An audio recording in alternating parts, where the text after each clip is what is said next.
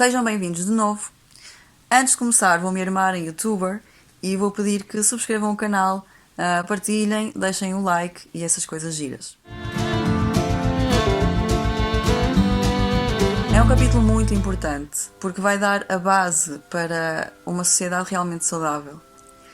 E tudo o que é dito aqui é conhecimento que nós precisamos, é conhecimento que nos vai fazer bem, que nos vai acrescentar, que vai acrescentar às nossas vidas. Então este capítulo aborda as questões das regras sociais, implícitas e explícitas, fala de que modo elas aparecem e como elas são importantes para manter a ordem social. E também sobre a importância delas fornecerem, de certa forma, uma espécie de abrigo aos indivíduos que lhes dá a segurança e a liberdade para se autorrealizarem. E aqui é importante referir que a autorrealização é a verdadeira substância da realização da sociedade.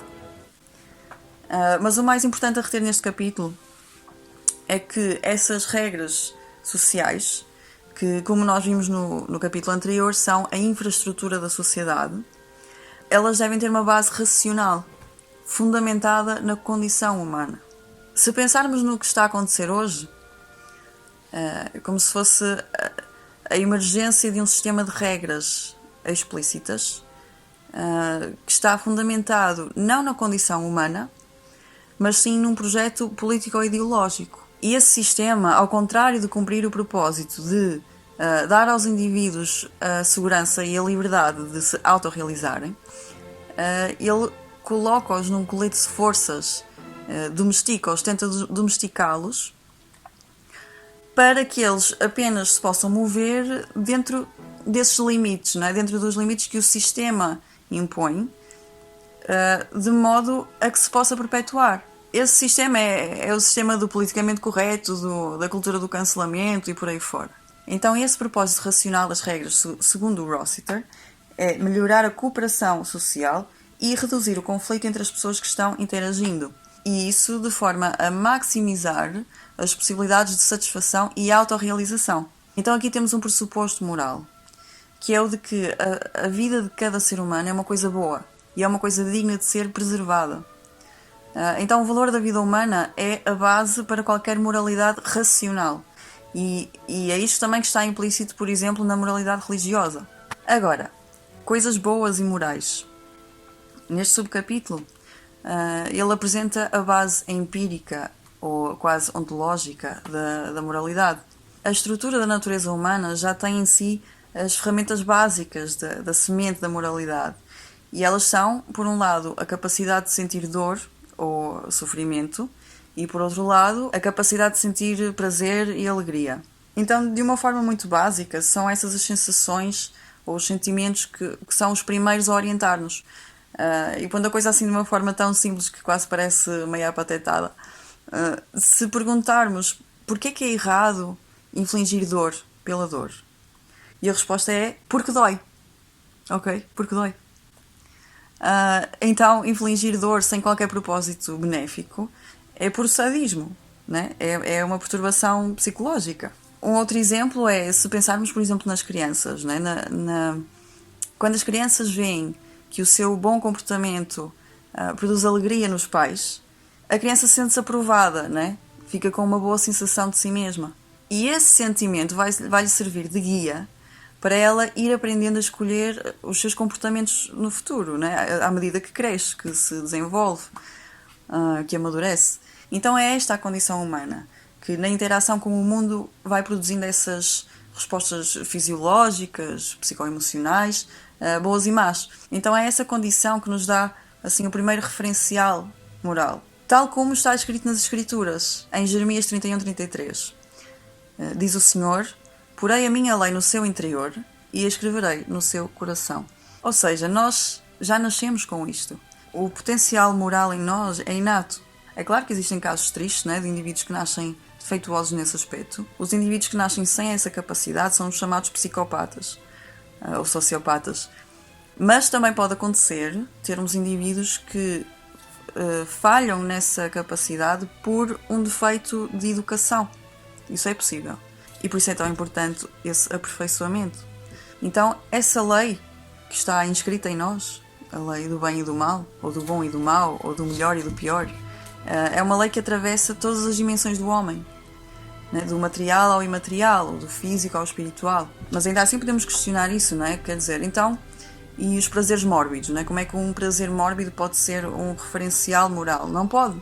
A verdade é que não pode. Porque temos que ver a coisa de maneira mais profunda, não é? Não é apenas o prazer em si, não é? A sensação momentânea de prazer, mas sim também o que ele gera. O que é que isso gera?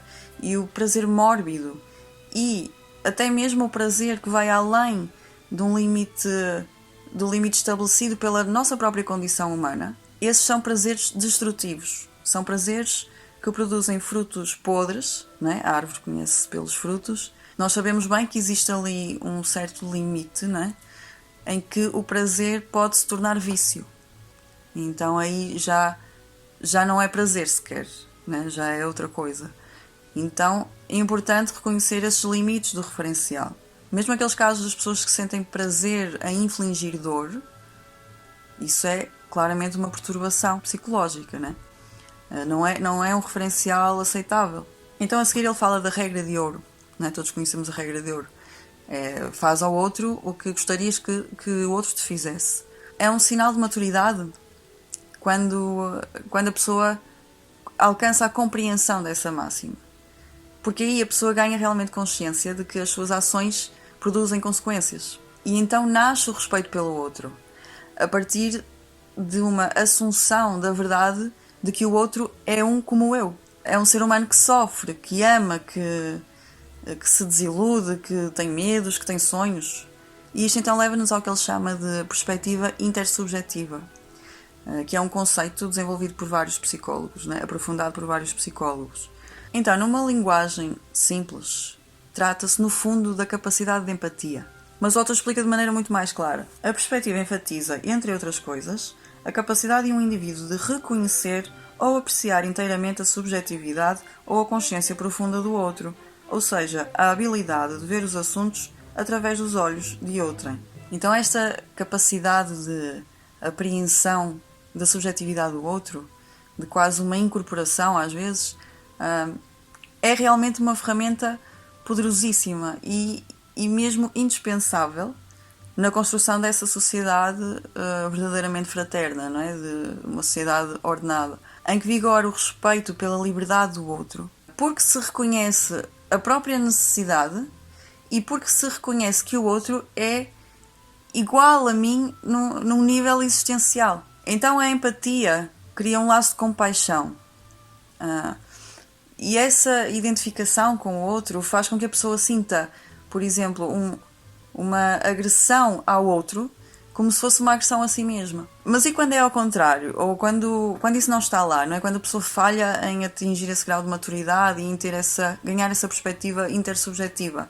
Então Rossiter explica: a ausência completa de tal reconhecimento, ou seja, do reconhecimento da subjetividade do outro, é notória no sociopata, que é completamente indiferente ao estado emocional do outro, exceto no tocante às oportunidades de explorá-lo, e que não consegue se identificar com, ou se relacionar com, ou compreender completamente a experiência da dor ou da alegria num outro ser humano. Então, esta intersubjetividade, esse reconhecimento da subjetividade do outro, envolve a identificação, envolve a empatia, mas também envolve a simpatia. A questão da simpatia ele vai desenvolver muito mais à frente no livro. Mas ele para já pede que notemos o seguinte, que o elemento da simpatia, na perspectiva intersubjetiva, cria uma obrigação em potencial para com a outra pessoa, aquela de levar a sua experiência subjetiva em conta antes de cometer um ato que possa feri-la. Basta pensarmos na nossa própria experiência, né? Por exemplo, quando nós temos situações em que alguém nos dá um motivo para reagir com violência e nós decidimos não retribuir, muitas vezes nós fazemos-lo porque há algo em nós que respeita mais a pessoa, tem mais respeito pela pessoa do que vontade de magoá-la. Isto é o que era no fundo a justiça para Sócrates, não é? O justo não comete injustiça. Então quando isso acontece é mesmo a marca do homem civilizado. Então a seguir ele reflete sobre a necessidade de manter a presença dessa perspectiva intersubjetiva no âmbito do governo, não é? Do Estado, da governação. Só que ele analisa pelo lado negativo.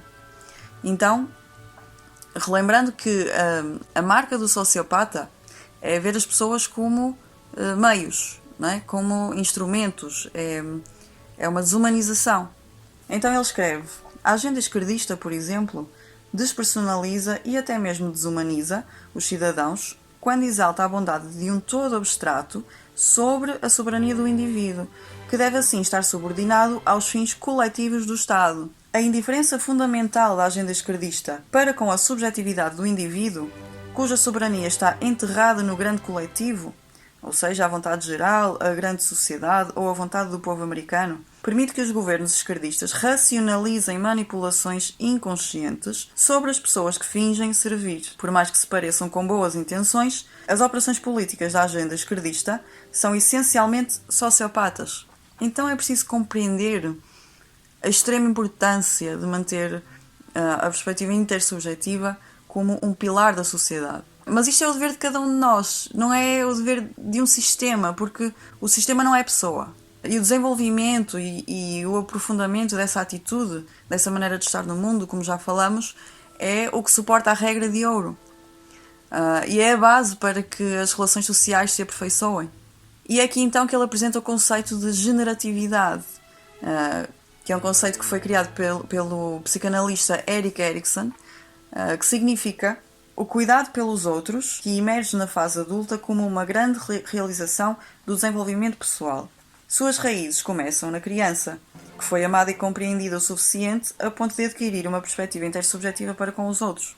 Esta citação é importante porque, no fundo, a grande parte do livro vai se desenvolver à volta disto, não é? Ele vai, agora nos próximos capítulos, vai explicar a psicologia da criança e como é importante que a educação atenda às necessidades, a certas necessidades da criança, não é? Do ser humano, para que ele se desenvolva num adulto realmente competente e que chegue a este ponto, não é? Que chegue à generatividade, não é? Que é essa necessidade que a pessoa alcança a um certo momento da vida em que ela quer retribuir, não é? Quer servir. Então ele termina o capítulo desta maneira. Estas são atitudes que compõem o fundamento da ordem social. De facto, quando esse tipo de respeito e cuidado não faz parte dos ideais de desenvolvimento de uma cultura, então as massas podem ser seduzidas por qualquer agenda política que desumanize o indivíduo para poder dominá-lo ou matá-lo. Ou seja, a importância dessa coesão social, mas não é a coesão social fictícia, não é? Discursiva, que se usa muito nos discursos políticos, mas uma verdadeira coesão em que existem laços de confiança entre as pessoas, que são alimentados pelas próprias pessoas, obviamente. Basta pensarmos como é que, na proteção que advém de uma amizade, né? A confiança, né? Isso realmente é o mais importante das nossas vidas. Eu já não sei quem é que disse isto, mas é verdade que a qualidade da nossa vida está inteiramente dependente da qualidade dos nossos relacionamentos. Então esta é a base da ordem social. Não quer isto dizer, claro, que nós temos que ser muito bonzinhos para toda a gente ou que não possamos ter conflitos. Simplesmente que tem que haver uma boa vontade de cada um, né? Uma presunção de confiança. Claro, nós devemos ter mecanismos de defesa também, mas temos que encontrar esse equilíbrio, né? E este livro é muito bom para isso, para irmos compreendendo isso. Então vamos ficar por aqui. O próximo será o capítulo 3. Então, se gostaram, partilhem o vídeo, deixem os vossos comentários, se tiverem perguntas, pensem sobre estes assuntos e no próximo sábado cá estaremos de novo.